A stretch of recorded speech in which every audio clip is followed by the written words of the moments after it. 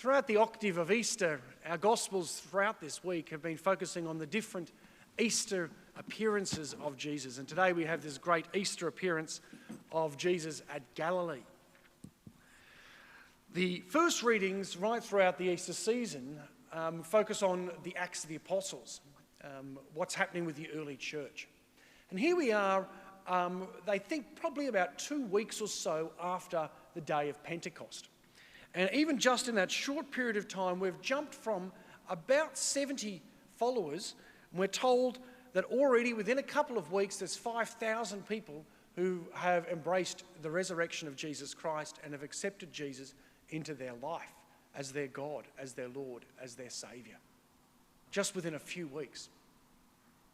Often at this time of the year, and you might have given this to perhaps children or grandchildren over the last week or so, people often focus on sharing Easter eggs and also sharing sometimes chocolate Easter bunnies. You might have done this, or you might have, I'm sure you know of the tradition.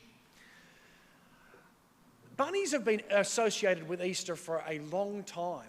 It actually goes back to the time of Thomas Aquinas and earlier, the role of rabbits and Easter. And part of the importance of the bunny was an abundance of new life. That the rabbits have this strange ability to be able to produce and reproduce in huge numbers in a very quick time. Sometimes we have the expression to breed like rabbits. And as Christians, we see this happening in the Acts of the Apostles. Just within a couple of weeks of Pentecost, Holy Spirit's come, they're starting to go and preach. This is a group of guys originally who were so scared on the days after the crucifixion that they hid themselves away. Even on the day of the resurrection, they'd gone to the tomb, but they were still in hiding. And we had some of those passages earlier in the week. But what we have in the Acts of the Apostles, just 2 weeks after Pentecost, we've now jumped from 70 up to about 5,000. That's a huge leap in numbers. I'd love to see the curve on that one to see how quickly that rose from 70 to 5,000, and then from there to 20,000, and here we are at billions of people across the world who profess Jesus Christ. That's a pretty steep lift. And the reason why we have these Easter bunnies is a reminder that they grow in number, reproduce hugely in numbers, and as Christians, we should be growing in numbers as well.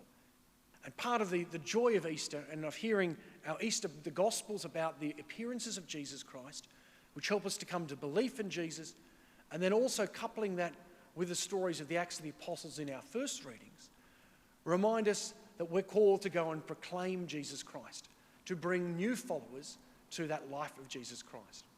So thank you for what you've done this week to tell others about Jesus Christ, to bring others to a belief, to a faith, and to an experience of Christ. So it's not just a personal thing, but it's something that's done in community. And that's the challenge, not just of Easter week, but really of our whole lives. But the Easter season, which goes right up until Pentecost, helps us, encourages us to go and proclaim the resurrection, to bring others to faith, and to build a community that's not just of 2 or 3, but a community that keeps growing and growing and growing. So let's participate in that.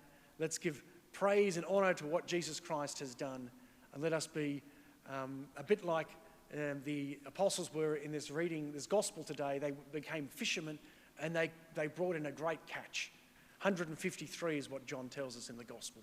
Let's participate in bringing in the whole world into the great boat that is the church, navigating the waters of our life with Jesus Christ.